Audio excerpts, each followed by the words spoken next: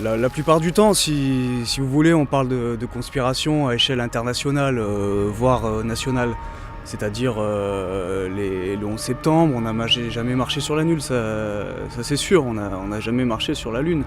Mais moi, ce que j'aimerais mettre en avant, dénoncer, c'est la conspiration ordinaire. Moi, j'ai l'exemple de ma voisine, hein, quand elle se met nue devant sa fenêtre. Bon bah je sais très bien qu'elle fait ça en sachant que je vais me masturber devant la fenêtre dans le noir, et là à ce moment-là je sais très bien que son petit ami ou voire son petit copain me filme. Et s'il me filme, je sais très bien que c'est pour diffuser ça après dans des soirées entre eux, entre amis, pour se moquer de moi, quoi. Voilà, alors que bon, la masturbation c'est quelque chose de naturel, hein, c'est quelque chose qui est depuis la nuit des temps, moi. Tous les enfants se masturbent, hein. Moi je me rappelle, j'avais un koala quoi, avec une peluche. Et mes premiers émois sexuels, je me frottais au koala quoi. Mais ça c'est naturel, et il y avait personne qui me filmait. Enfin, avant que mes parents mettent un système de surveillance quoi, mais avant il y avait personne. Ce qui fait que moi je vois cette conspiration ordinaire, ce qui fait que j'arrive à la détecter, c'est que j'ai été entraîné.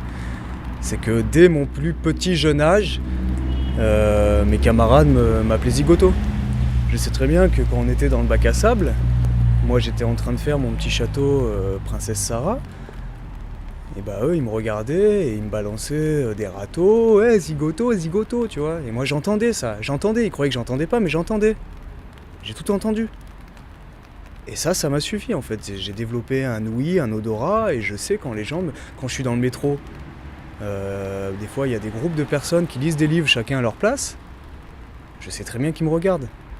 Avec les journaux gratuits, maintenant c'est facile de baisser, hein. Enfin, je veux dire, c'est qui les représentants du conspirationnisme en France? C'est Jean-Marie Bigard. Alors, le mec qui arrive sur les plateaux, Fogiel, ou les autres, hein, il arrive et il dit oui, le 11 septembre, ça n'a pas existé. Mais attends, le mec, 2 minutes après, il va dire les grosses couilles, machin, et je te chie sur la gueule, grosse pute. Bon, bah, ça dessert la cause, je suis désolé.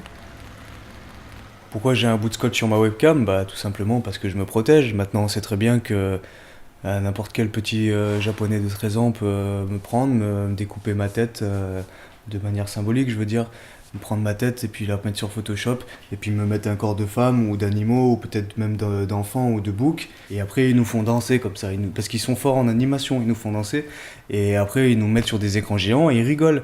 Les nouvelles technologies favorisent l'émergence d'une conspiration internationale, une conspiration ordinaire, international.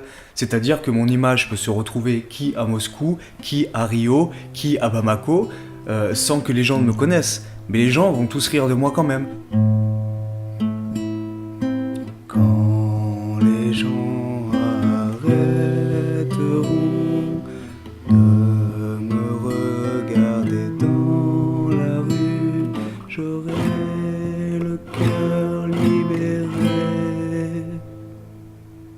J'aurai le cœur libéré et je pourrai